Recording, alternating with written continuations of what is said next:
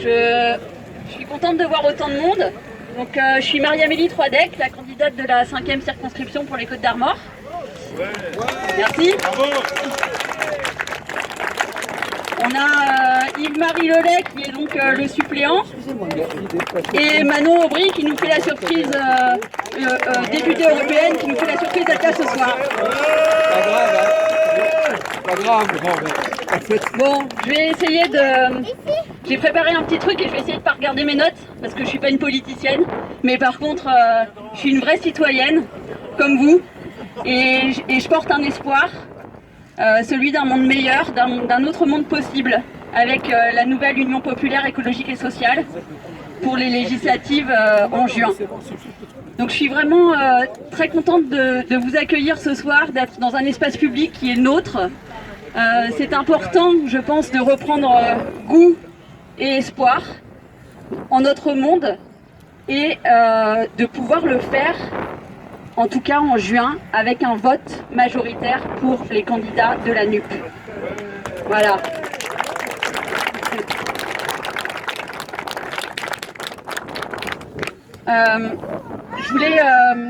Je voulais parler de cet avenir qui touche aussi les enfants. Les enfants parce que on se bat aussi pour eux. Il y en a qui sont peut-être grands-parents, qui se battent pour leurs petits-enfants, qui ont envie d'autre chose. Et moi j'ai pas d'enfants, mais j'ai plein de copains et de copines qui en ont. Et il n'y a pas très longtemps, enfin, il y a quelques mois en fait, il y a une copine qui me dit bon bah ma fille, je sais pas, je vais pas pouvoir continuer à l'emmener et à la danse et à l'athlétisme parce que ça fait trop de kilomètres et que j'ai pas les moyens. Et ben j'ai trouvé ça mais d'une injustice. Voilà, ça m'a fait mal au cœur. Et ça m'a fait mal au cœur et à ce moment-là commençaient déjà les présidentielles. Enfin en tout cas la campagne pour les présidentielles. Et d'un seul coup arrive cette possibilité de bloquer les prix. Bloquer les prix de l'essence. Incroyable. En fait c'est possible, on peut le faire. Alors on pouvait le faire avec un président comme Mélenchon, mais on peut le faire avec un Premier ministre comme Mélenchon. Donc, on bloque les prix et la gamine, elle peut aller à la danse et à l'athlétisme, quand même. Voilà. Donc je continue, je vous ai dit, j'ai pas d'enfants. Mais donc j'ai un peu de temps à consacrer à un jardin partagé. J'ai un jardin partagé sur Trier, un peu plus haut. Il y a peut-être des voisins là, et je m'excuse parce que vraiment ça doit être une friche. C'est de la vraie permaculture comme on l'aime. J'ai pas le temps d'y aller. Mais par contre, ça me permet de me nourrir une partie de l'année. Mais ça n'empêche que je suis touchée par le prix des pâtes, le prix de la farine, le prix du sucre et les produits essentiels qui augmentent, qui flambent et on ne peut rien y faire. Notre salaire il bouge pas, nos indemnités elles bougent pas, ça flambe, stop, on bloque les prix. Pareil, on bloque les prix des produits essentiels, des produits alimentaires de première nécessité. Voilà.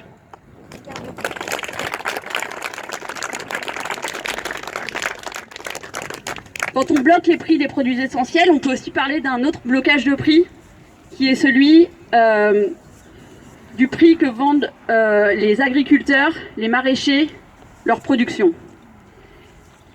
Parfois, ils vendent ça très peu cher et ils retrouvent ça en magasin à des prix hallucinants. Et ils ne peuvent pas vivre de leur métier. On peut faire des prix planchers avec la nouvelle Union populaire écologique et sociale et mettre en place des coefficients multiplicateurs, ça a déjà existé. Donc, l'agriculteur il s'y retrouve, le consommateur s'y retrouve, et tout le monde est content, et tout le monde vit dignement. Et pour vivre dignement, on peut mettre la retraite dès 60 ans, on peut donner une allocation d'autonomie aux étudiants à 1063 €, on peut se dire que non, personne ne vivra en dessous de 1063 €, on peut avoir une vraie politique de rénovation des logements, d'encadrement des loyers. Ici, on connaît le problème. C'est un vrai problème de se loger ici. Donc, on a 200 000 logements de logements publics prévus par an sur 5 ans pendant qu'on sera des députés de la NUP. Voilà, c'est quand même pas rien. Donc, tout ça, ça nous permet de dire on peut vivre dignement. On peut augmenter le SMIC à 1500 €. On peut tout, en fait, on peut faire un truc incroyable, et ce truc incroyable, c'est l'union. c'est l'union qu'on a faite avec d'autres partenaires politiques. Cette union, elle est marquée par un programme. Là, je vous ai donné juste quelques mesures, mais ces mesures, il y en a plein d'autres. Elles nous donnent espoir et elles peuvent nous donner de nouveau le sourire aussi, parce que c'est difficile en ce moment. Donc je pense que vous êtes tous là pour un espoir, pour un monde meilleur. Et cette transition qui est donc, moi je vous ai parlé des mesures sociales, mais elle ne peut que s'accompagner de mesures écologiques. Et pour cela, je vais laisser la parole à Yves-Marie Lelay. Merci.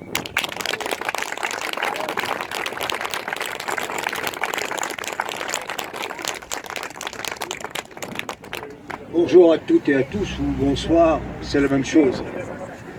Alors, d'abord, merci Manon d'être venue soutenir ici et faire en sorte que Marie-Amélie soit au Palais Bourbon très bientôt. Nous ne serons pas venus pour rien. Alors, nous avons en plus en prime à t'offrir, Manon, un site exceptionnel et du soleil. Beaucoup de soleil. Bon, on s'est arrangé avec le climat pour que tu aies tout ce qu'il faut. Vous avez remarqué quand même que derrière la plaisanterie, ça fait des semaines et des semaines que les températures s'affolent en Bretagne et encore plus ailleurs, en Inde par exemple. Alors il fait bon ce fin jour de mois de mai, mais si nous sommes contents d'avoir à peu près chaud, il faut aussi se rendre compte de ce que ça signifie que ce réchauffement climatique qui, année après année, est celui qui marque ce qui va être notre avenir si nous ne faisons rien. C'est là la question essentielle. Et cette urgence écologique, elle est connue depuis des années et des années. Je renvoie au plus ancien, au rapport Meadows, qui dès 1972 disait « Attention, ne continuons pas sur cette consommation à outrance, sur ces énergies non renouvelables. Attention, attention !» Et hélas, toutes les prévisions du rapport Meadows de 1972 se sont réalisées. Et comme par hasard, on disait à partir de 2020, eh bien, les choses vont s'aggraver. Et nous en sommes là. Le réchauffement climatique, c'est pas seulement pour les enfants, c'est maintenant aussi même pour les cheveux blancs. Le réchauffement climatique, nous le connaissons. Vous savez que les vendanges sont avancées de 1 mois à 1 mois et demi par rapport à une trentaine d'années. Vous savez que le vin, eh bien, le titrage du vin est de plus en plus fort, jusqu'à 16 degrés des fois à Bordeaux. Bon, c'est une bonne référence, mais il ne faut pas en abuser, bien évidemment. Tout ça, ce sont des signes patents. Et comme si ça ne suffisait pas, il faut encore que, eh bien, une certaine finance, pour des profits que vous connaissez, y rajoute leur sauce. Et leur sauce, c'est, par exemple, l'empoisonnement par les pesticides. Ça aussi, ça n'a rien à voir avec le réchauffement climatique. Eh bien si, quand même. Parce que dans le monde, le mercredi, on dit que le tiers des fruits et légumes vendus en Europe sont contaminés par les pesticides. De plus en plus contaminés par les pesticides. Et ça va avoir le réchauffement climatique parce que c'est directement lié à l'agriculture intensive. Cette agriculture intensive qui fabrique des marées vertes, toxiques, et qui a besoin pour les fabriquer, bien évidemment, de pesticides. Et c'est là que l'on voit l'enjeu européen. L'enjeu européen parce que c'est toute l'Europe qui est touchée. C'est toute l'Europe qui est touchée, ce sont les citoyennes et citoyens européens qui sont victimes des empoisonnements par les pesticides. Ce sont les citoyennes et citoyens européens qui sont celles et ceux qui seront touchés demain encore plus par l'urgence de réchauffement climatique et bien au-delà de l'Europe, bien évidemment. Donc, face à ça, que faut-il faire? Eh bien, nous n'avons pas le choix. Changer de monde. Ah, on nous dit, ah oui, mais vous êtes un peu rêveur. Hein. Mais on ne rêve pas. il est là le réchauffement climatique, elle est là la pollution. Et en face de nous, qu'est-ce que nous avons? Nous avons des personnes qui nous disent « Oh, on va faire du cochon !» Et puis comme il n'y en a pas assez de cochons, on va faire du saumon industriel. Voilà. Alors ça c'est l'ancien monde. Eh bien tous ceux qui sont en face de nous, tous, ce sont ceux qui sont partisans de l'ancien monde et qui ne veulent pas sortir de leurs habitudes pour une raison bien simple, c'est que ça profite à quelques-unes et à quelques-uns, mais pas bien évidemment à la majorité de nous toutes et nous tous. Donc l'urgence elle est là et c'est pour ça que on ne pourra pas faire l'économie d'une planification écologique et de dire qu'il faut déjà en Bretagne où l'agriculture représente un poids énorme dans les gaz à effet de serre, c'est quand même 40% des gaz à effet de serre qui sont produits par l'agriculture, eh bien en Bretagne plus que jamais il va falloir passer à une autre agriculture, entre autres. Et cette agriculture, c'est dans le programme. C'est dans le programme de la NUP. C'est une agriculture écologique et paysanne. C'est-à-dire tout simplement revenir à la terre. Arrêter de faire des cochons par étage. Les HLM à cochons comme les HLM à saumon comme on nous promet, c'est fini. Nous n'avons pas d'autre choix. Voilà. Donc, l'enjeu est de taille. Et bien sûr, il se fera à l'échelle de la France, de la Bretagne, de la France, mais aussi à l'échelle de l'Europe. C'est pour ça que Manon va nous expliquer quel est son rôle et comment elle envisage de faire ce travail fantastique, de vouloir convaincre nos amis européens, de vouloir faire en sorte que l'Europe soit la plus belle que nous l'avons connue jusqu'à présent.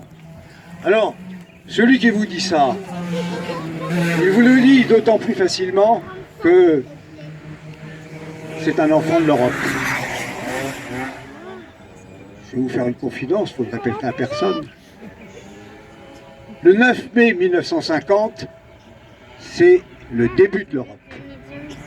Alors on aurait souhaité qu'elle soit autre que ce qu'elle est, et nous allons tout faire pour la changer, mais ne jetons pas le bébé avec l'eau du bain.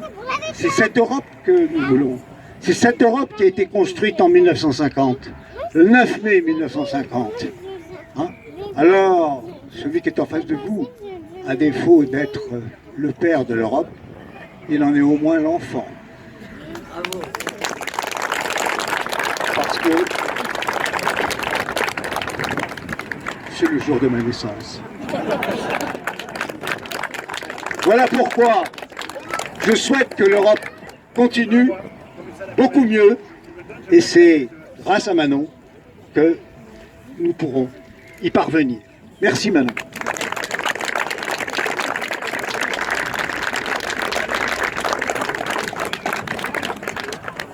Bonjour à toutes et à tous. D'abord, je dois vous dire que c'est un immense plaisir d'être avec vous ici ce soir. Et puisque on doit faire des confidences, certains d'entre vous savent peut-être que moi, mes origines, elles sont à l'autre bout de la France. Une région où on aime bien son identité régionale aussi, une région où on aime bien sa langue, une région de l'autre côté de la Méditerranée, ou plutôt au milieu de la Méditerranée, qui est la Corse. Mais il se trouve que j'ai ma belle famille qui vit juste à côté à Penvénan, ils sont ici. Et donc que je connais bien le coin, et que comme tous les chemins mènent à Tréguier, on discutait, je sais pas où ils sont là, avec des personnes qui étaient là, un des premiers meetings que j'ai fait de ma courte vie politique, et je reviendrai après sur le sens de l'engagement politique et vous dire que ici, en chacun et chacune d'entre vous sommeillent probablement de futurs députés. Mais pour vous finir cette anecdote, c'était un de mes premiers meetings qui était à Saint-Brieuc, et je crois que le petit Victor ici était à l'époque un petit bébé, et je suis ravie de voir qu'il a bien grandi et qu'il continue à avoir des parents insoumis, et je me dis que c'est pour le petit Victor et tous les autres ici que l'on se bat, et je suis ravie de mener ce combat ici sur les terres du Trégor, où je me suis dit depuis un moment que je passais ici, que c'était l'occasion de enfin rencontrer les insoumis qui, je dois le dire, sont des bons colleurs, et même jusqu'au plus bas de Penvénan à Buguélès, je dois dire qu'il y a eu des affiches collées pendant la campagne présidentielle Donc je voulais d'abord saluer toutes les militantes et tous les militants qui ces derniers mois, je l'ai vu, ont mené la campagne sur le terrain, partout, y compris dans les moindres villages du Trégor. Donc bravo à vous.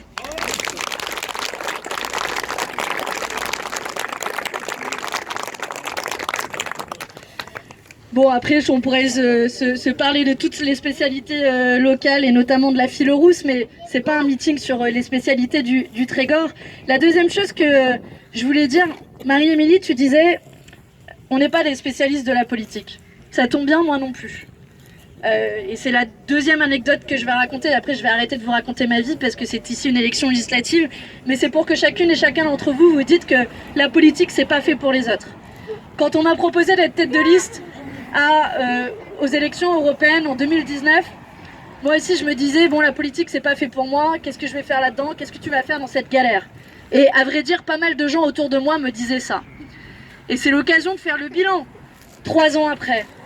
Alors oui, je vais pas vous cacher, la politique c'est violent, la politique c'est viriliste, en particulier quand on est une jeune femme. Mais on n'a rien trouvé d'autre pour changer la vie des gens. On n'a rien trouvé d'autre pour augmenter le salaire minimum, pour bloquer les prix de produits de première nécessité. Et moi, je suis fière qu'il y ait des gens comme Marie-Amélie qui vont siéger à l'Assemblée nationale, qui sont des citoyens comme vous ici et qui pourront vous représenter fièrement. Et ça, c'est une fierté. C'est une fierté de notre mouvement. C'est une fierté de la France Insoumise et c'est une fierté de la nouvelle Union Populaire. Parce que c'est quoi le sens de cette nouvelle Union Populaire? C'est un regroupement, mais pas derrière... vous savez, on ne sait pas... Pour avoir participé pendant 15 jours et 15 longues nuits, je dois dire, à ces négociations, contrairement à ce que certains ont pu raconter, qui manifestement ne sont pas très à l'aise face à ce regroupement, on n'a pas pris la carte de France et en se disant, tiens, toi tu prends cette circo et toi tu prends celle-là, celle ici, eh bien elle va aller à la France Insoumise. Non, c'est pas ça qu'on a fait. Ce qu'on a fait, on s'est assis autour d'une table et on a dit, c'est quoi notre projet politique? Qu'est-ce qu'on a envie de faire? Est-ce qu'on a envie de 50 plus d'Emmanuel Macron, de la retraite à 65 ans, de sa politique de brutalité sociale? Ou est-ce qu'on a envie de construire autre chose? Et pour le construire, c'est autour d'un projet politique. Et je dois vous dire, et c'est une autre confession, que quand on a commencé les premières discussions, vous m'auriez demandé mon avis, j'aurais dit évidemment qu'on va se battre et qu'on a envie que ce soit possible. Mais en réalité, rien n'était moins sûr à ce moment-là. Et d'ailleurs, tout le monde nous disait, c'est impossible ce que vous faites. Dans l'histoire, il a fallu 2 ans, 3 ans au Front Populaire, au programme commun, la gauche plurielle, elle s'est faite juste sur un coin de table avec quelques accords. Et puis, on a vu les macronistes qui nous ont dit, c'est l'alliance du carpe et du lapin. Bah écoutez les amis, moi j'ai rarement vu une carpe et un lapin s'entendre sur 650 propositions, qui sont des propositions politiques pour changer la vie des gens et qui placent ce niveau d'ambition. Et donc je voudrais saluer, je vois les amis du Parti communiste, d'Europe Écologie Les Verts et même du Parti socialiste. Et je veux le dire ici, ceux qui se présentent en dissidence de la nouvelle Union Populaire, en réalité ils font le jeu d'Emmanuel Macron. Tout ce qu'ils font, c'est nourrir le macronisme, c'est diviser notre camp populaire. Et oui, il y a une partie du Parti Socialiste qui est avec nous dans ce rassemblement. Et oui, Marie-Amélie portera aussi ses couleurs.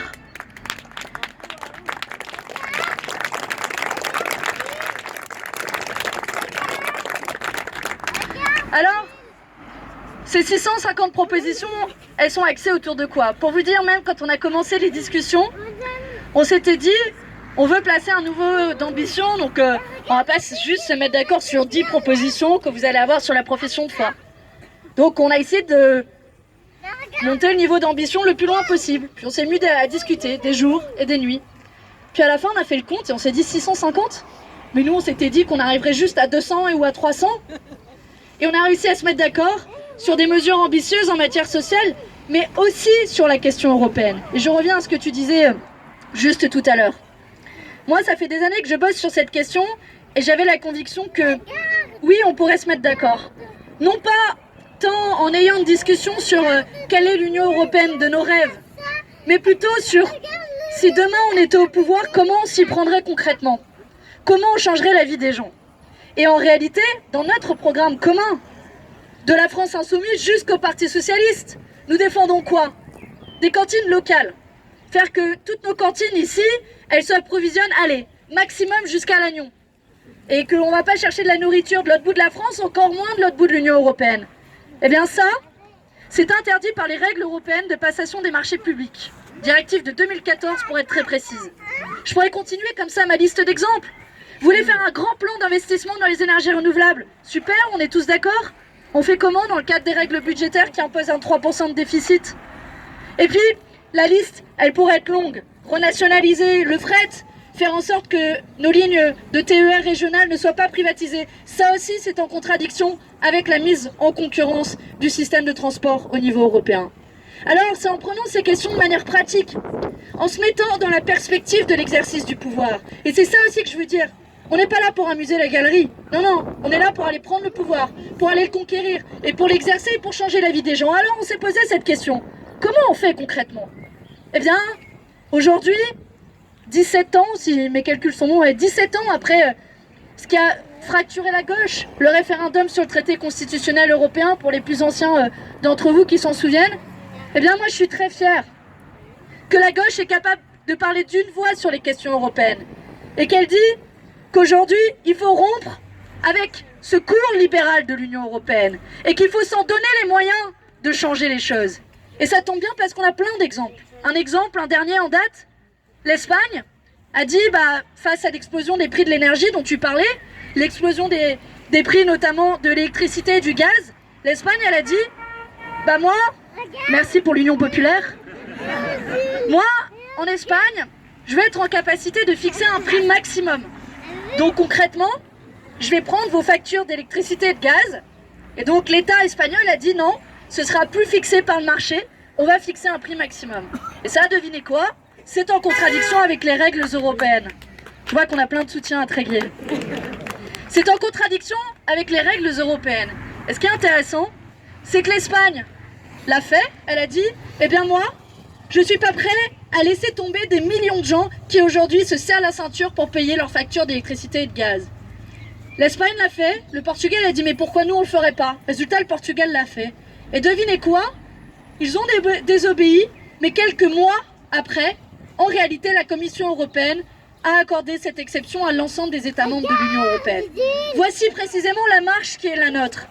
Faire en sorte de lever les verrous, de lever les blocages et à la fin de changer les règles pour tout le monde. Parce que nous n'abandonnons pas nos idéaux internationalistes, mais nous voulons changer ces règles pour tout le monde. C'est ça l'objectif. Et ça, à tous ceux qui vont vous voir sur les marchés et qui vont vous dire « Non, mais en fait, la France insoumise, vous êtes pro ou vous êtes anti-Union européenne. » Non, en fait, on est juste des gens pragmatiques. On a un programme, une ambition écologique et sociale, et c'est précisément ça qu'on veut réaliser. Ça qu'on veut réaliser, et mettez-le en contradiction de ce qui se passe aujourd'hui avec ce gouvernement. C'est ça le choix qui est posé le 12 et le 19 juin prochain. Et en l'occurrence, on peut juger sur pièce. Soit on poursuit avec un gouvernement d'Emmanuel Macron et celui d'Elisabeth Borne, je vais en dire un mot après, soit on a un gouvernement qui est mené par Jean-Luc Mélenchon, Premier ministre, et avec tous les acolytes au sein de la nouvelle Union populaire qui forment ce gouvernement. Voilà la question qui est posée. Alors, Emmanuel Macron n'est pas très à l'aise avec la manière de poser cette question, c'est sûr. Parce que, finalement, si vous y pensez bien, c'est intéressant. On a mis un peu de 6ème République dans la 5ème République. On a dit que vous élisez des députés pour former une majorité et donc pour former un gouvernement. C'est précisément ce qu'on veut faire avec la 6ème République en enlevant les pleins pouvoirs au président de la République. Tu m'étonnes qu'Emmanuel Macron il n'est pas d'accord. Tu m'étonnes qu'il n'est pas à l'aise avec l'idée qu'on forme une majorité à l'Assemblée nationale.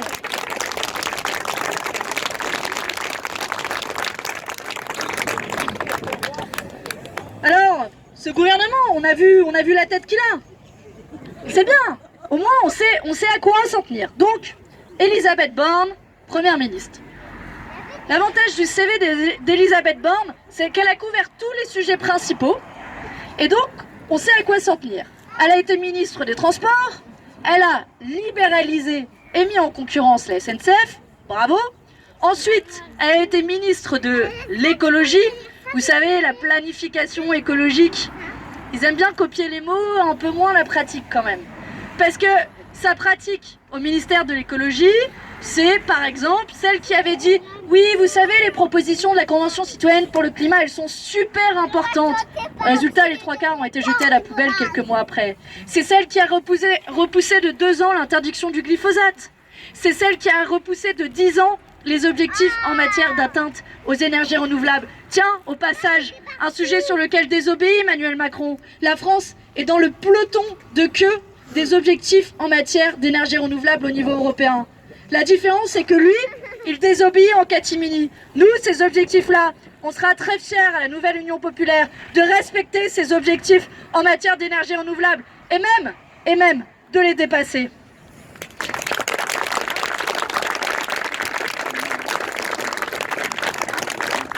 Et puis bien sûr, Elisabeth Borne, elle a été ministre du Travail. Et on sait ce qu'elle a fait en tant que ministre du Travail. Dans ce qu'elle a fait notamment, c'est la réforme de l'assurance chômage. On l'a vu autour de nous. Vous avez sûrement, et il y en a certainement d'entre vous, qui ont été directement touchés et affectés. Ça a été ça la politique de ce quinquennat, faire la poche aux plus pauvres. Alors on a fait une réforme, ils ont fait une réforme de l'assurance chômage qui a diminué jusqu'à 40% les indemnités chômage, jusqu'à 40% les indemnités chômage. Et après, ils osent nous dire qu'il faut traverser la rue pour trouver un emploi ? Bah, je vous propose une chose. On propose à Elisabeth Borne d'essayer le 12 et 19 juin prochain. Elle traversera la rue, on verra si elle trouve de l'emploi. Parce que ce qu'on propose, c'est ni plus ni moins qu'elle ne soit plus Première ministre. Puis je pourrais vous parler longuement de ce gouvernement. On prend les mêmes, on recommence, les Darmanin, Le Maire & Co. On prend les mêmes de droite pour faire une politique de droite au service des gens de droite. Bref, on sait à quoi s'en tenir. Je vous parle même pas de la grande cause du quinquennat, piétinée, foulée aux pieds dès le premier jour. La lutte contre les violences faites aux femmes. Tellement important pour ce quinquennat qu'ils avaient pas assez d'un homme qui était accusé de harcèlement sexuel dans leur gouvernement, qu'ils en ont pris un deuxième, alors mais cette fois-ci accusé de viol. Voilà ce qu'est aujourd'hui la grande cause de ce quinquennat. Monsieur Abad qui est accusé par 2 femmes de viol. Et un gouvernement qui préfère fermer les yeux. Et ils osent nous dire que la lutte contre les violences faites aux femmes sera la grande cause du quinquennat. Moi, je vais vous dire comment on en fait la grande cause du quinquennat, la lutte contre les violences faites aux femmes. C'est en mettant la main au portefeuille, en investissant le milliard d'euros qui est demandé par les associations pour former les forces de l'ordre, pour accueillir la parole des victimes, les accompagner, faire en sorte qu'elles soient protégées, qu'elles aillent en centre d'hébergement. Et ça tombe bien, vous savez, 1 milliard d'euros, ça paraît beaucoup d'argent, mais je vais vous dire, c'est juste 1/3 de ce que l'État a perdu avec la suppression de l'impôt de solidarité sur la fortune. Alors en rétablissant l'impôt de solidarité sur la fortune, on pourra faire en sorte de mettre fin aux violences faites aux femmes dans notre pays. Et je serai très fière de me dire que les plus riches de notre pays auront contribué à l'égalité entre les femmes et les hommes.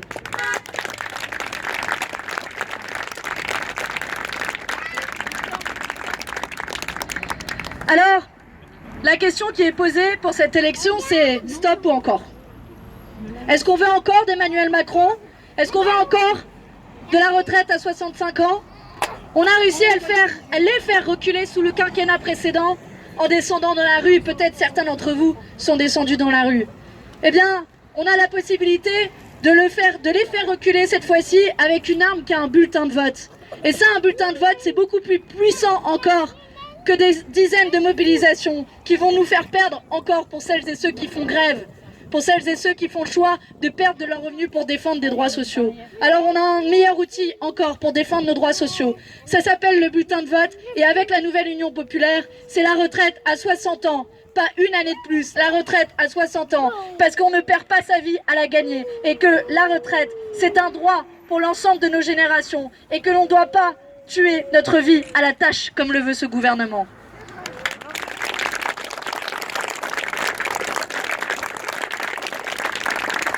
Sur les questions sociales, Marie-Amélie, on a parlé sur la question du blocage des prix, de l'augmentation du SMIC à 1 500 € net. Mais j'en parlais tout à l'heure, juste avant là, de commencer avec Laurence, je ne sais pas où elle est, je la vois plus, avec qui on parlait de la question notamment dans la fonction publique et dans la fonction publique médicale. Que ce soit au sens large, que ce soit les conditions dans lesquelles aujourd'hui vivent, ou plutôt survivent nos hôpitaux, dans un pays dans lequel on est en train de construire une forme de santé à deux vitesses. Mais je pense aussi à un outil assez simple. Et je suis sûre que parmi certains d'entre vous, il y a des fonctionnaires. C'est le dégel du point d'indice. C'est une honte dans notre pays qu'on ait fait perdre tant de pouvoir d'achat aux fonctionnaires en leur disant de toute façon, vous êtes que des privilégiés. Pardon, des privilégiés, des infirmières ou des enseignants qui sont parmi les pays européens où ils sont les moins bien payés. Moi, je suis fière qu'on ait des enseignants et des infirmières qui soient au service de notre pays. Alors, considérons-les à leur juste valeur, en rehaussant enfin le point d'indice à sa juste valeur et ces 15 ans pendant lesquels ils ont été gelés.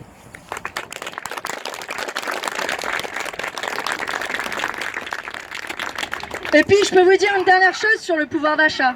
J'ai une question là pour vous tous. Qui gagne ici moins de 4 000 € par mois?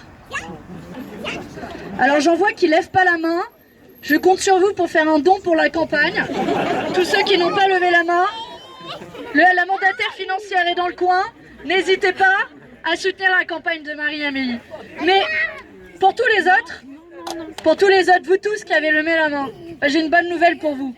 Avec la grande réforme fiscale que nous allons faire, toutes celles et tous ceux qui gagnent moins de 4 000 € par mois, c'est-à-dire l'immense majorité des Français, c'est-à-dire 90% des Français, eh bien vous paierez moins d'impôts. Et nous mettrons enfin à contribution celles et ceux qui se sont enrichis comme jamais ces dernières années, ces milliardaires qui se sont enrichis comme jamais, mais aussi ces grandes entreprises auxquelles le gouvernement a multiplié les cadeaux, pendant que toutes nos petites entreprises, ici dans le tissu économique de Tréguier, étaient en galère économique.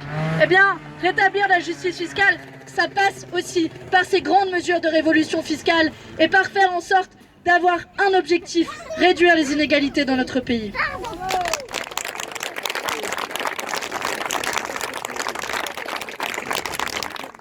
Alors, pour conclure, la question qui est posée maintenant, c'est comment on y arrive?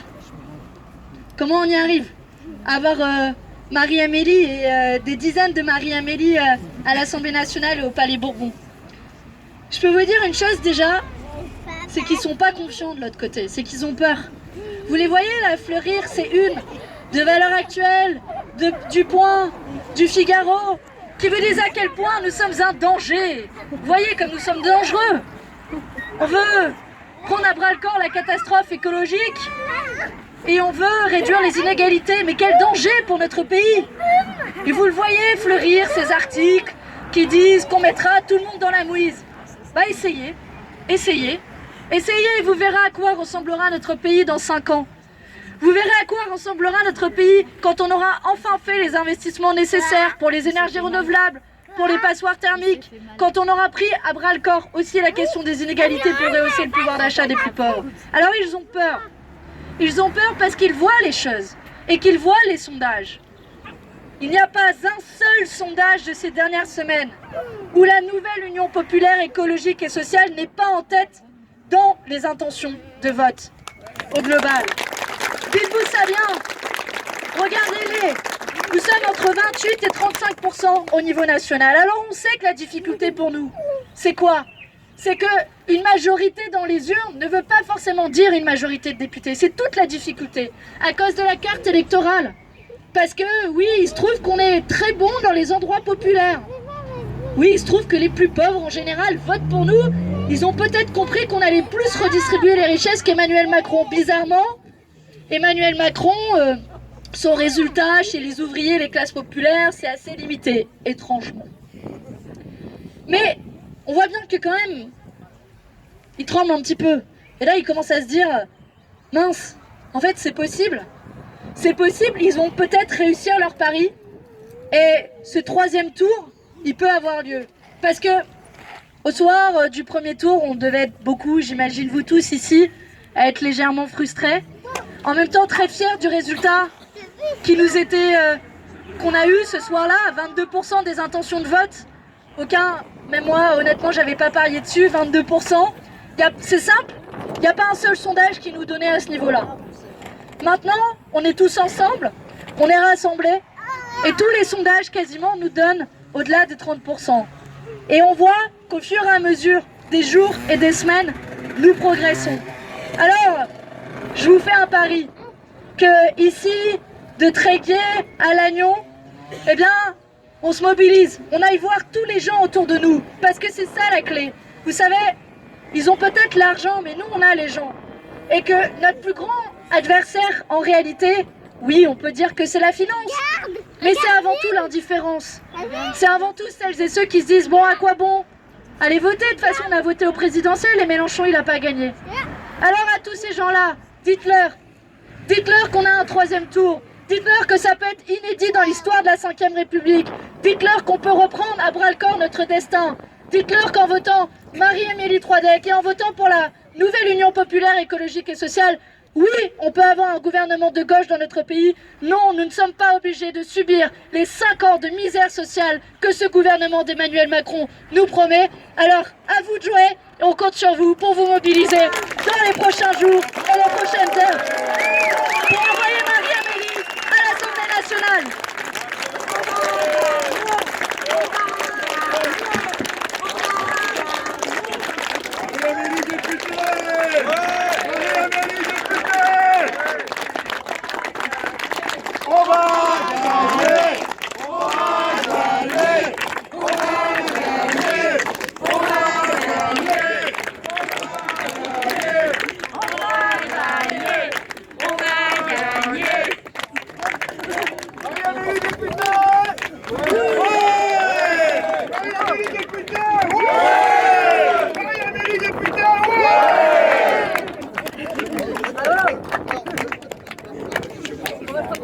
Attends, on n'a pas le droit à tout. On va prendre un coup, je ferai une photo après.